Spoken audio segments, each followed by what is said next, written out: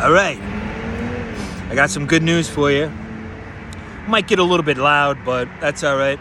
I got a second draft of Linoleum Blown Apart up on Kindle. I put it up there yesterday. The link will be in the description. If you're a friend of mine and you want to email me, I'll send it to you for absolutely free. On Kindle, you have to pay for it. Okay?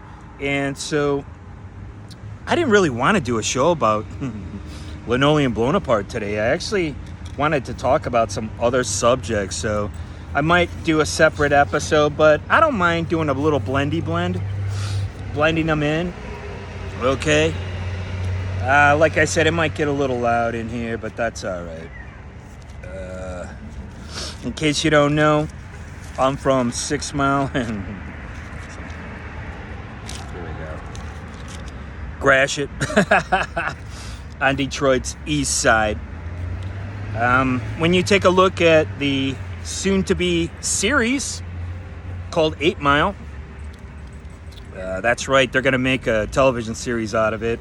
In case you don't know, I'm writing Linoleum Blown Apart. That is going to be a limited on-demand series. It's about punk rock, and when you look at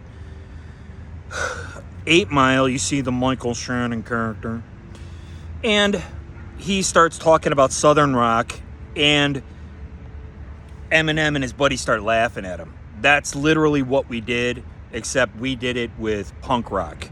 I was in an oi punk band, and apparently I bested everybody in the scene. I didn't know that men were like jealous bitches until I moved from my old neighborhood where they were shooting dope and shooting guns, and I was doing the same, down to downtown Detroit.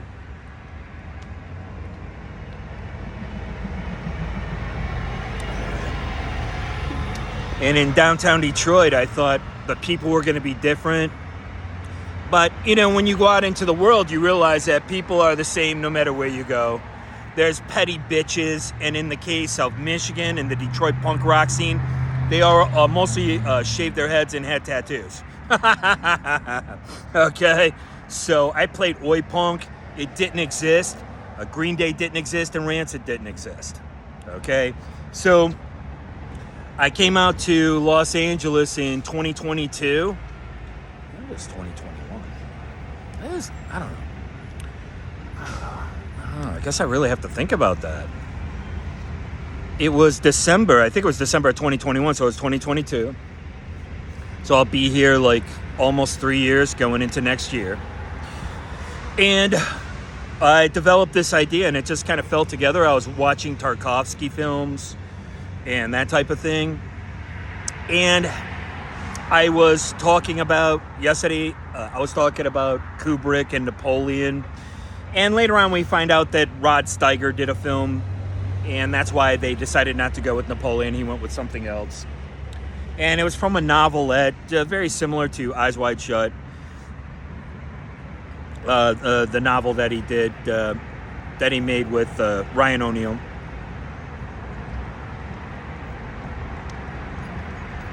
And you have to look at somebody like Kubrick, and he did go by the template of these novels. What I have is a completely original idea. So yesterday I was talking about Dangerous Men. It's actually called Difficult Men. This is my Bible right now. Take a look at that.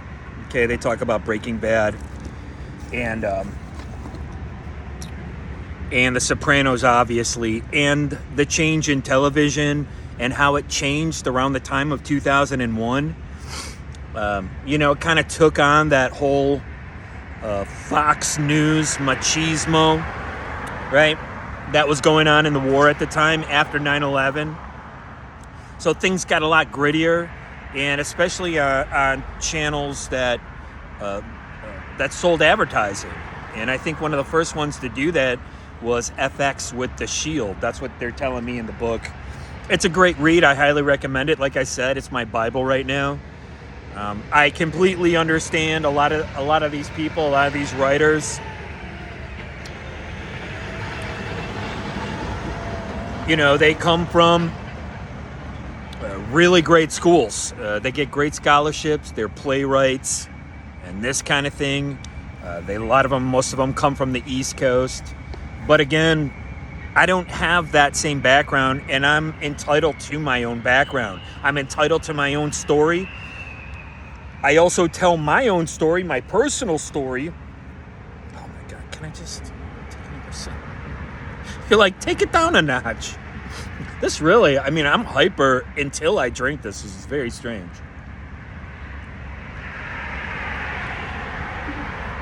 I tell this story from my life because it's a very unique one.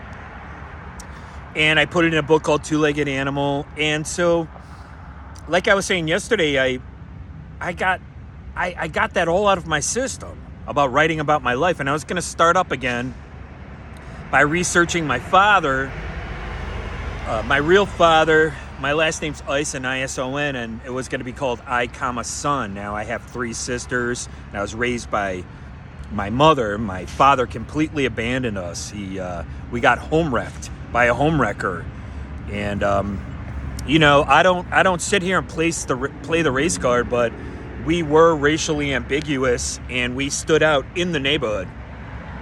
I have a different story to tell than anybody else in my family, and I'm going to tell it, okay? But the other story that I'm telling is Linoleum Blown Apart, and like Darby Crash. Now, don't forget about Darby Crash. Darby Crash began dressing like Napoleon around the same time that Adam Ant did in the 1980s. So this is actually a play on that, okay? And we've already seen the template with the Sex Pistols. We don't need to tell that story ever again. Alex Cox told it better than anyone, with Gary Oldman in the role of Sid. I mean, we don't need to see these stories again. What I'm offering is something completely original. It actually has original music, and I was going to sing you a little song. I was on the bus. I'm like, yeah, I want to sing a song on my show today. I don't know if this is the place for it. Cheers, by the way.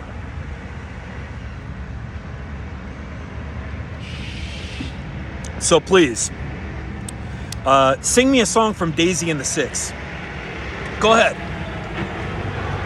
I'm waiting, okay? I'm not putting the show down.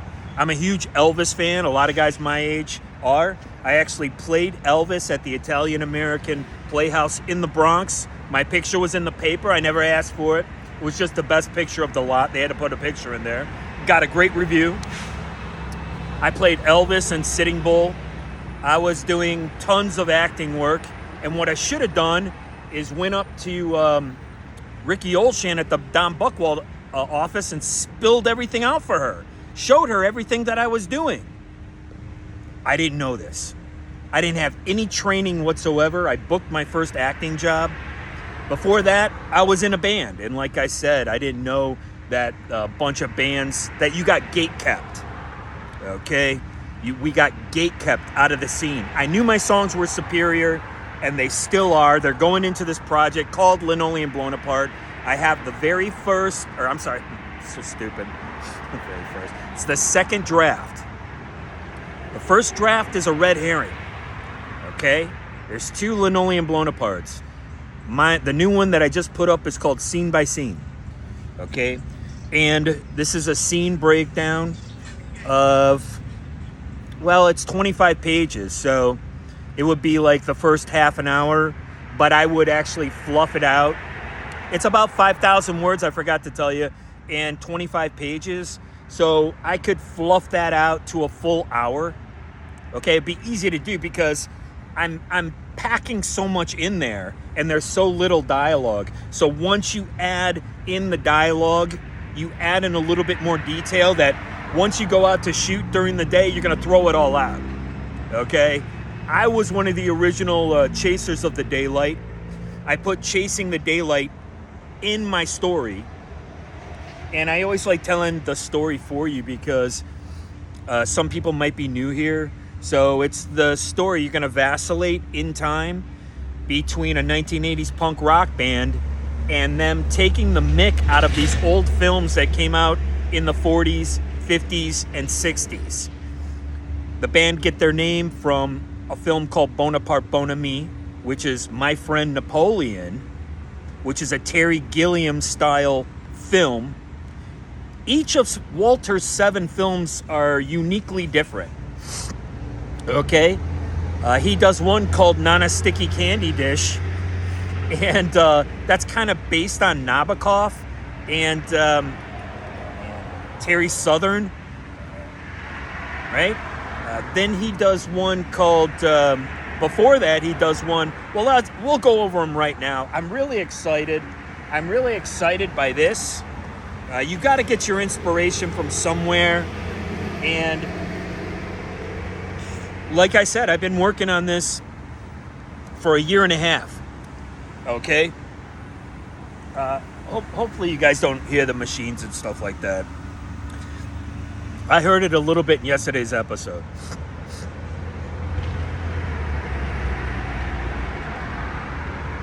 So, the story with the punk rock band is pretty simple. I got 30 songs, and it will actually be a band. Now, whether or not the band is going to be good enough, like David Chase's Not Fade Away, to actually start playing and become a band, I don't know. We'll probably have to hire out musicians, re-record the songs, and then have actual actors come in and, right, kind of mimic the songs. I don't have any problem with that, okay?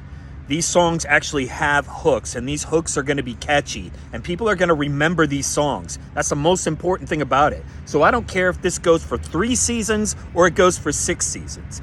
It seems to me that 6 seasons is about the top that you could do. Like I said, David Simon, David Chase, these are the guys who are really influencing me with this.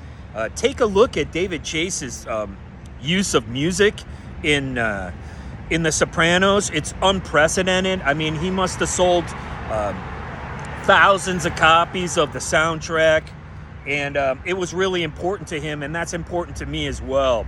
So again, I want to try to use my own music. That way, in case you guys don't know, the budget of The Sopranos was actually spent, a lot of it, they can spend upwards of $10,000 on a song, just to use a song. And when you got a budget for a show and you're trying to be low budget, that kind of eats its way into it. Now, that's 2 lives. And again, with all the merch that comes out, I was just laughing. I was on the bus. I was laughing about the fact that these guys go out and they buy Sons of Anarchy, like leather vests and stuff from the show.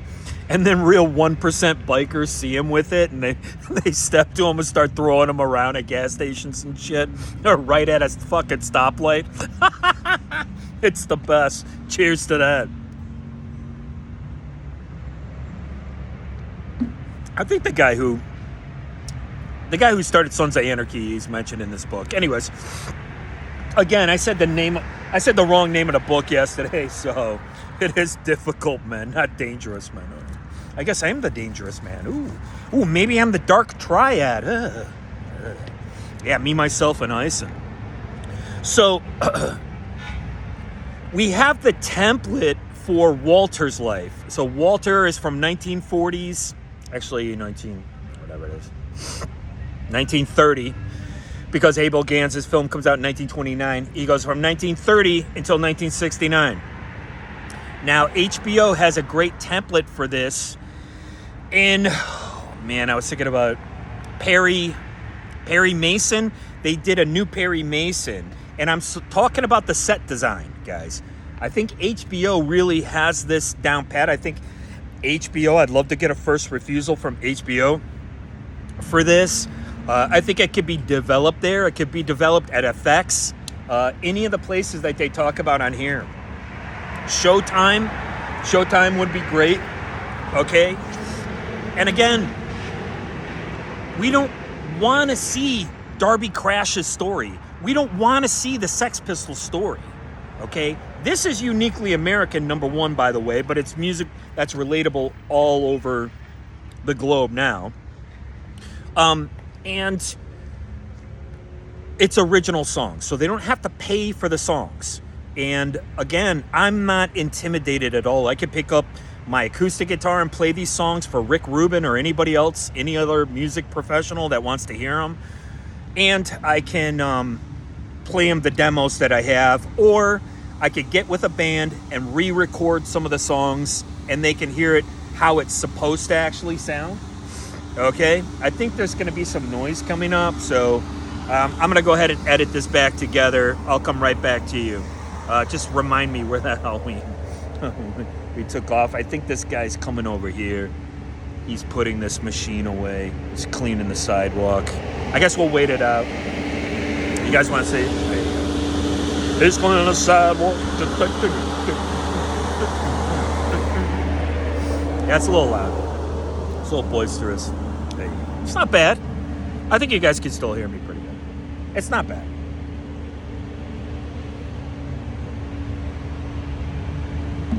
Okay, we're going to cut it kind of quick today. At my 15-minute mark, I got to start like, oh, God. I got to start figuring out where we're going with this. So again, with the new Perry Mason, you have the set design for Walter's Life. Walter's Life is from the 40s to this, like I said, 1969. I also have it going into other areas in case we get it extended past 3 seasons, right? So that's only like 36 episodes. It's not bad. And again, I'm not writing full time. I'm actually getting boils on my butt from riding the bus.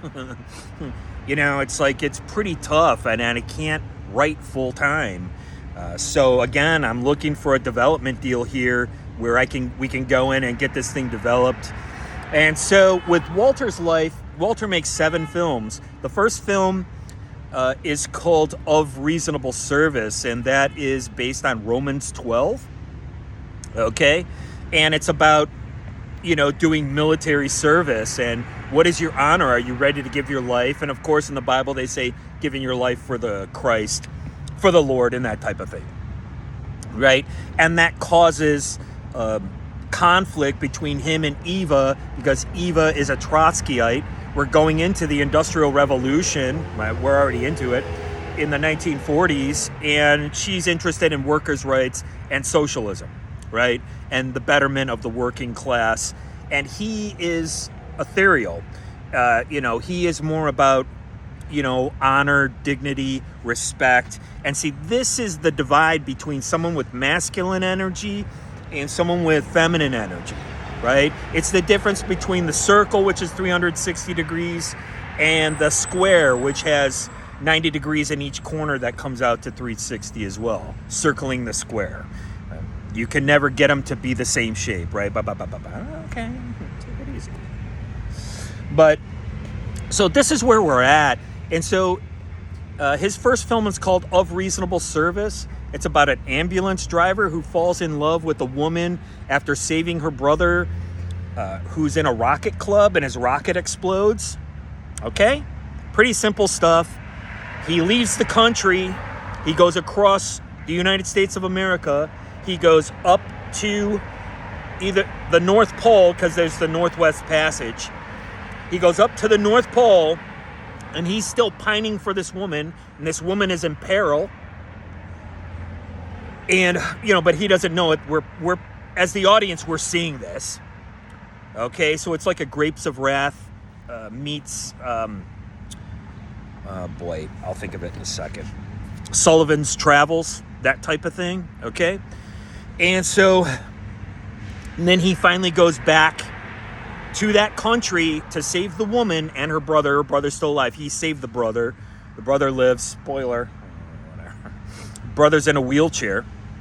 Or possibly we're going to have him have mechanical legs, because it is the 1940s and it is the Industrial Revolution. And so it's kind of like Metropolis in that sense, where they're creating this like Goyim, or this robot, right? Right? And so we're going to have that aspect in there. Anyways, so then there's a great battle between him and his arch nemesis. And what it is, and it reminds me of From Here to Eternity as well. And there's a great scene in the film by John Turturro he made about his father called Mac, where he's watching From Here to Eternity, and he's really getting into the fist fight. He goes, "Come on, Burt Lancaster, come on!" And he's like, so he's watching this movie, right? And that's the way it really is supposed to be. It's supposed to be beautiful. It's supposed to be touching. It's supposed to be emotional. And guys are supposed to be able to get into it too with the barroom brawl. Okay, everybody knows this. So I think films have kind of lost this over the years. I mean, we're talking really epic films. And so I'm not doing an epic film, but an on-demand series, which is going to be like a 30-hour film. Okay? So again, we're talking about Walter's first film. These films are going to be 90 minutes long each. So you're going to be able to, and as far as the merch is concerned, you're going to be able to actually get the entire film. Okay? That's just the first one, and I only got 10 minutes because I want to do half-hour shows. The second one is called Pork Chops and the Hoosgow, and it's a boxing film. Okay, I got the narrative for that. It's kind of like After Dark, My Sweet meets Kubrick's boxing. I think Kubrick did 2 boxing films. Kubrick did a boxing documentary. I don't know if you can even get that. And then he did Killer's Kiss, I think it's called. Then he hooks up with the military-industrial complex, and they do a film called The Spangled Banner. And that is about, and it scares the hell out of everybody who sees it at the time. That film comes out in 1954. Okay?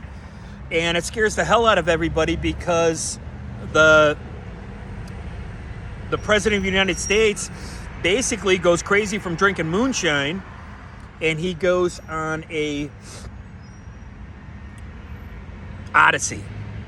He goes missing, and they have to find him. They have 24 hours to find him. And so that's when Walter starts hooking up with the military-industrial complex. Then his next film is called Nana Sticky Candy Dish. It's like a Terry Southern-style story. It's about a young girl who's 17 years old, and she saves the family fortune. Now, the family fortune, his family is one of these Atlantic power elite, right? Families from like Skull and Bones, okay? And so, much like John Lennon, when he was writing about Peter Fonda and doing acid with Peter Fonda, but he wrote a song, you know, she came in through the bathroom window, but he was really singing about this time that he had with Peter Fonda and those guys dropping acid. And again, with Nana Sticky Candy Dish, Jeremy Cloud, who's working with Walter, he's actually talking about himself, and he's talking about his own family, and that's where he comes from. He's like a I can't think of the family. It's not the Rothschild. It's somebody else. The Rockefellers, right? There's that story about the Rockefeller who ended up getting eaten by cannibals. Not really buying that one too much. Okay? And so this brings him into 1960. And so after that, he does a film called A Clear Dust Jacket. Now, A Clear Dust Jacket is the story about a haunted book. And we've seen this before. I think The Ninth Gate is, genius. It's brilliant.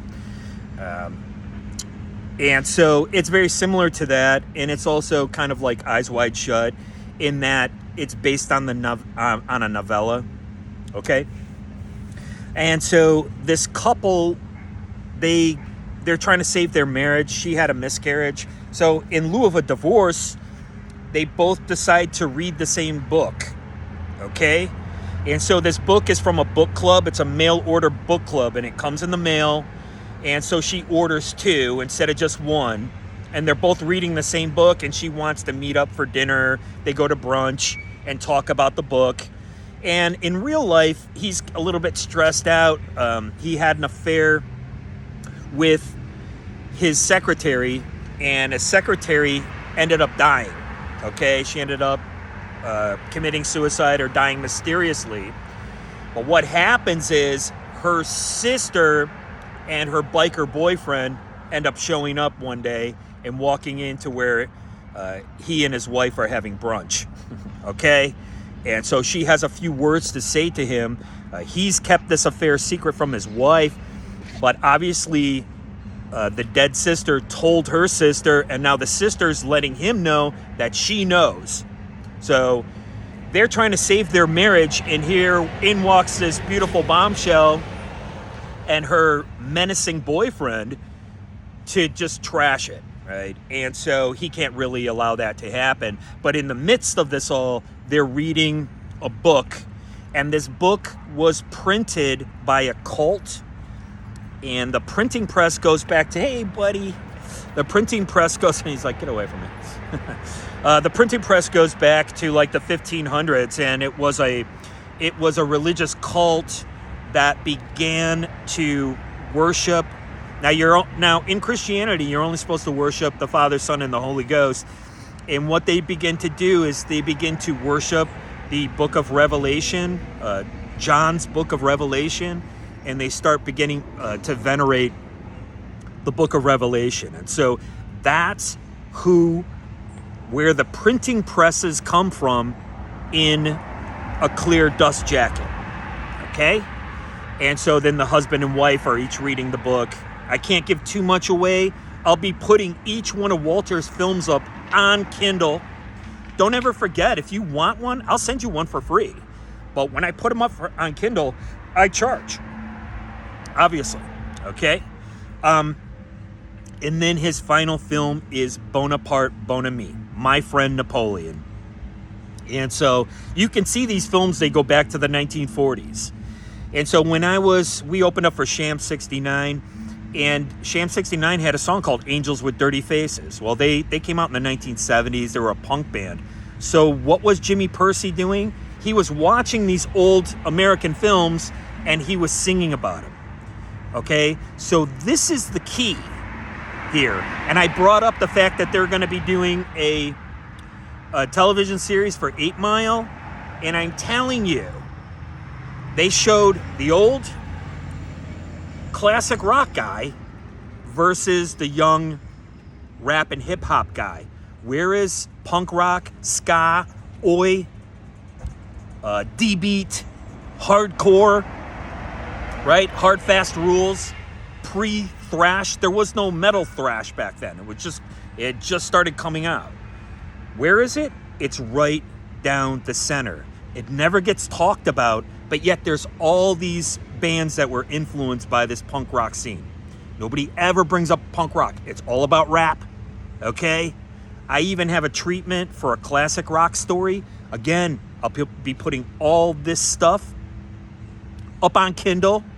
I'll be doing half-hour shows if you care to watch them. I'm telling you guys everything. Jeez, I'm giving it all away here, boy. Anyway, so I found my notes from yesterday. Yesterday I couldn't find my notes. They were right here the whole time. So I wanted to talk about a little bit from yesterday when I was asking everybody if they really know where they're at. Okay. And what I was talking about, the whole defund the police, it's called the Reform Alliance. Okay? And it's all tied in to Major League Sports. Okay? I just wanted to touch on that. I got a lot to touch on. I touch myself because no one will touch me. Boy, cheers, guys.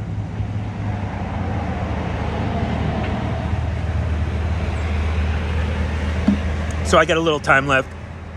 I got to try to kill off this Bible right here. I'll be doing some reading. And I think the next thing I'm going to be putting on Kindle is going to be the treatment for Of Reasonable Service. Okay?